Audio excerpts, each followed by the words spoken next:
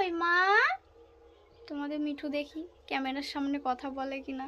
ও তো ক্যামেরার বাইরে একদম কি বলবো, কথা বলা একদম ফার্স্ট হয়ে যায়। এখন ক্যামেরা অন করলে ক্যামেরাতে ওকে দেখা যায়, তখন ও কথা বলতে চায় না, তখন ও মনে করে ওইটা একটা পাখি, ওরা দুজনে ওদের ভাষায় কথা বলে। ঠিক আছে, এখন দেখি। আমি তো মা কই, বাবারি কানে লাগে কিরকম না ওদের আওয়াজটা। যাই হোক, এই তো মা কই মা, এই মা কই, বাবা কই, বাবা পাপা, তোমার পাপা কোথায়? বাবারে কানে লাগে প্রচুর।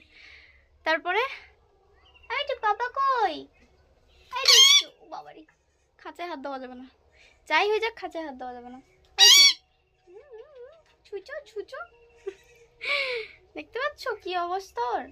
পালিয়ে যাচ্ছে পালিয়ে যাচ্ছে, দেখেছো? এই তো মা কই, তোমার মা কই মা?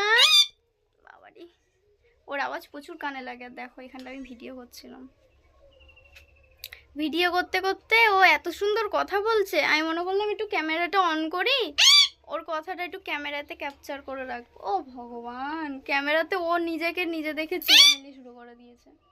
মা কই, কেমন দেখেছ?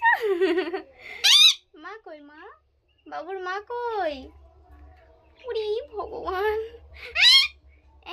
মা কই তোমার, তোমার মা কই?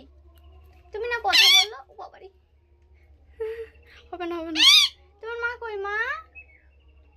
তুমি ভালো না, কথা বলবো না আমি, চলে যাই চলে যাই। বাবারে হবে না। তো যাই হোক, মিঠু অন্যদিন কথা বললে আমি অবশ্যই তোমাদেরকে শোনাবো এবং দেখাবো ও কি কি কথা বলে। আজকের এই অবধি, সবাই ভালো থেকো সুস্থ থেকো, টাটা। ও হ্যাঁ, চ্যানেলে যারা যারা নতুন, চ্যানেলটা অবশ্যই সাবস্ক্রাইব করো এবং ভিডিওগুলো সবাই দেখো। আর আমাকে এবং আমার মিঠুকে অনেক অনেক ভালোবাসা দিয়ে যেও। তো সবাই ভালো থেকো সুস্থ থেকো, টাটা।